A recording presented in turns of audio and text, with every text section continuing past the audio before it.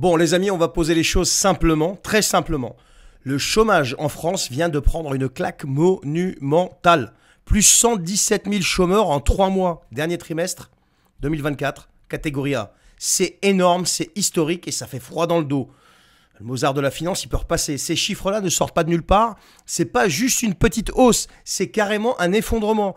Merci Mozart, on peut lui dire merci. Applaudissez Mozart. Non mais sérieux, il se vantait il y a pas longtemps qu'ils avaient les meilleurs chiffres du chômage, je sais pas quoi. Et pourquoi on en est là? Parce que c'est pas arrivé d'un seul coup. C'est une bombe à retardement qui a commencé à être posée il y a des années. Vous savez, d'abord il y a le quoi qu'il en coûte, mais bon, ça ok. Et ensuite il y a l'énergie, les prix qui explosent. C'est pas juste des factures plus élevées pour les particuliers. Non, ça détruit littéralement les entreprises. Le fameux marché européen d'électricité, les industriels, les artisans, tous ceux qui dépendent de coûts stables pour produire, pour bosser, ils étouffent. Et qu'est-ce qui se passe quand une entreprise ne peut plus payer ses charges? Eh bien, elle licencie. Voilà, c'est simple à comprendre, tout le monde le comprend, sauf eux, je crois. Ensuite, il y a l'histoire, vous savez, des PGE, vous savez, ce PGE Coco, là, ces fameux prêts qu'on a refilés à toutes les entreprises pendant la crise, prêts garantis par l'État. Alors, sur le moment, ça a donné l'illusion qu'on pouvait tenir, mais là, les échéances tombent. Et beaucoup d'entreprises, elles n'ont pas repris leur activité normale, et pour cause, vu la situation. Alors quoi? Elles ferment, elles n'arrivent plus à payer.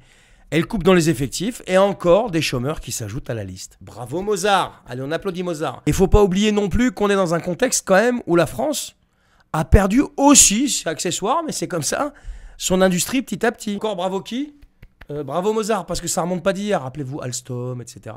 Les délocalisations, la concurrence déloyale, les charges qui explosent, eh bien ça fait des décennies aussi qu'on saigne l'industrie française.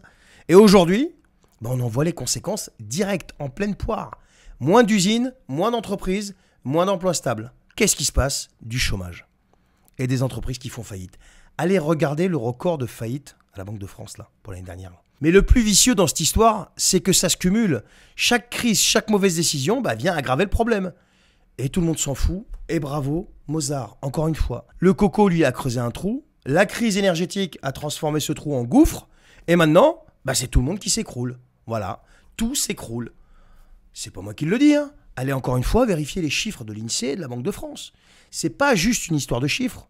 Ce sont des gens, des familles qui perdent leurs revenus, des jeunes qui galèrent à entrer sur le marché du travail, des travailleurs qui sont poussés à prendre n'importe quel contrat précaire pour s'en sortir, des dirigeants de TPE, PME qui ont tout donné pour construire, pour créer leur entreprise et la faire vivre.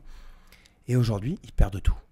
Et ce qui est encore plus flippant, c'est que derrière, il n'y a aucune vraie solution proposée. C'est même pas de l'amateurisme. On met des rustines sur des pneus crevés. Il n'y a même plus de place pour les rustines.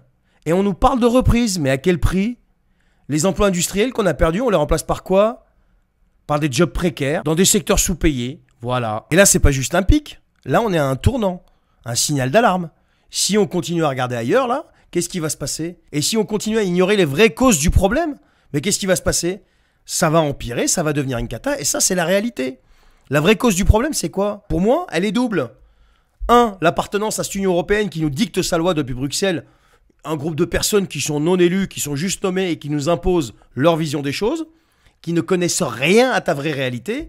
Et 2. Des responsables politiques qui se couchent devant eux et qui leur disent amen à tout. Ça porte un nom, ça s'appelle la trahison. Dis-moi ce que t'en penses. Allez, bonne soirée.